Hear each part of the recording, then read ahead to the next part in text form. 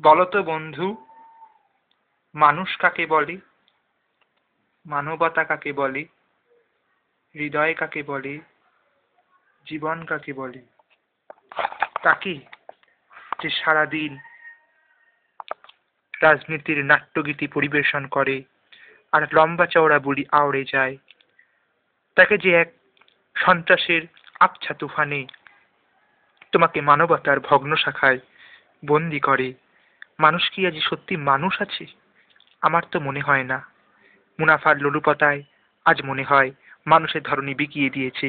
প্রভুত্বের দাবাগ্নি, লোলুপ চিত্তের দাবাগ্নি সব জ্বালিয়ে পুড়িয়ে ছারখার করে দিয়েছে। আর যাকে মানুষ ভাবি, সে কি সত্যিই মানুষ, নাকি মানুষ রূপে কঙ্কাল, যার বিবেক নেই, মানবতা নেই, শুধু প্রভুত্ব পিপাসায় যে জীবন মরণ বিকিয়ে দিতে পারে, সে কি সত্যি সত্যিই মানুষ? আমি তো দেখছি কত নিষ্পাপ শিশু একটু ভাতের আশায় কাঁদে, তাদের চোখ নিষ্পলক, তারা আজ যেন কাঁদতেও পারে না। আর যেন কেউ নেই যে তাদের সেই ক্ষীণ নয়নে একটু আশা জোগাতে পারে। আশা, একটু ভাত আর একটু নুনের আশা একটা সুন্দর জীবনের। ধন্যবাদ।